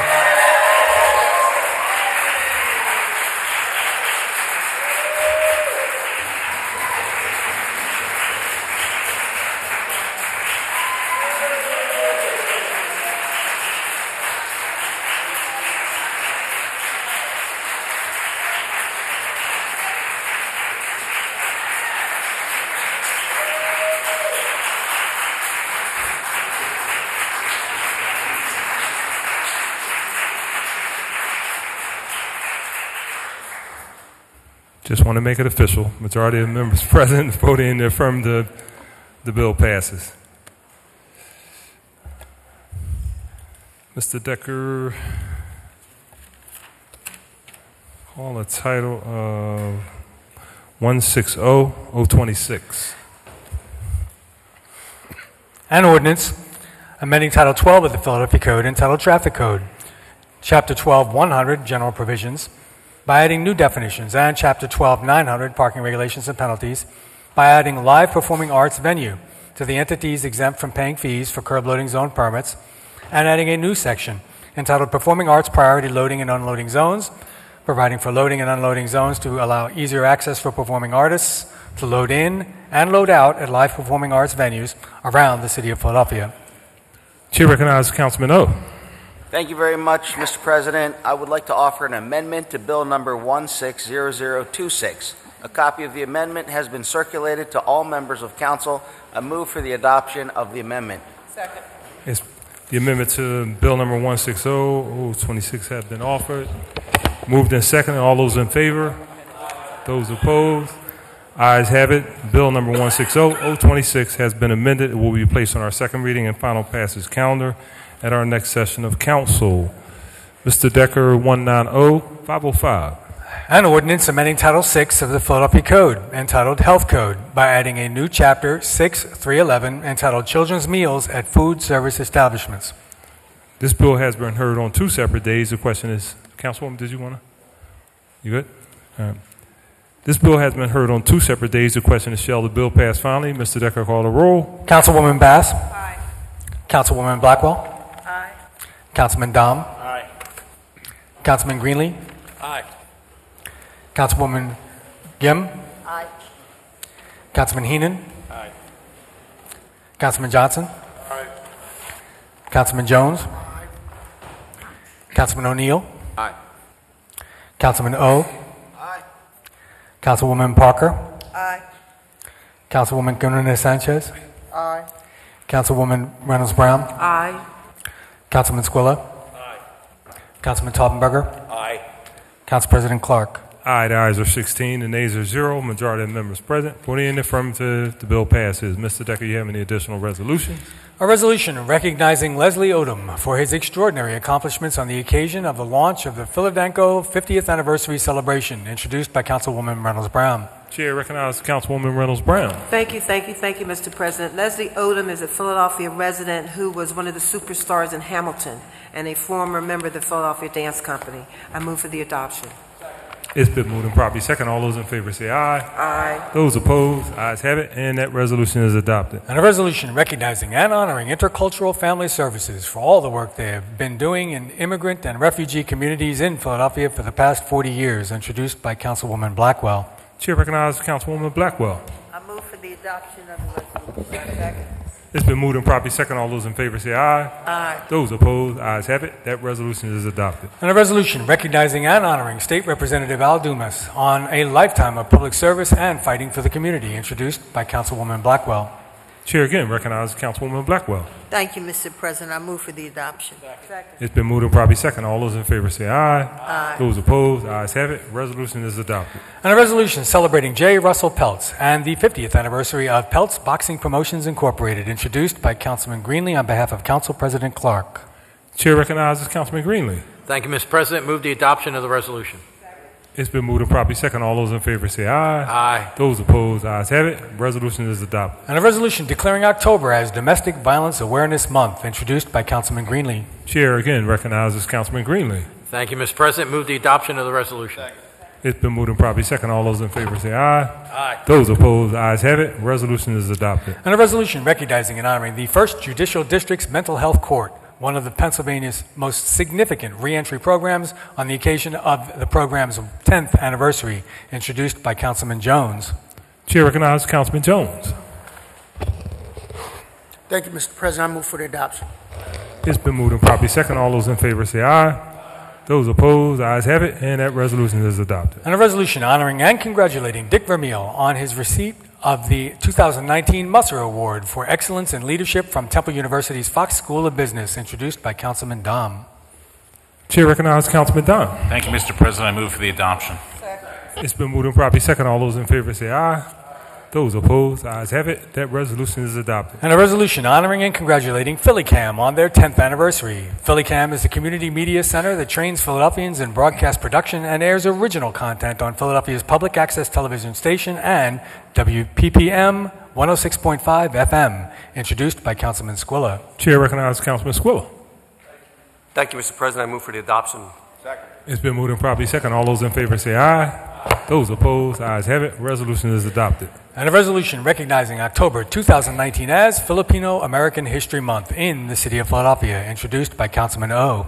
Chair recognizes Councilman O. Thank you very much. I move for the adoption of the resolution. It's been moved and properly second. All those in favor say aye. Those opposed, ayes have it, and that resolution is adopted. There are no other resolutions on the final passage calendar, Mr. President. Thank you very much. Are there any speeches on behalf of the minority?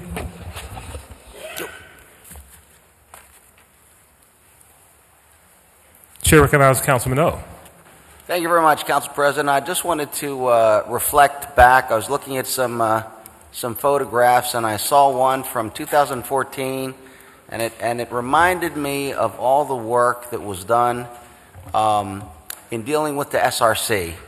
And it reminded me those long hours, those many hearings that Councilwoman Janie Blackwell held night after night in the community, going into the late evenings, and all of that work really led to what was ultimately the return of local control.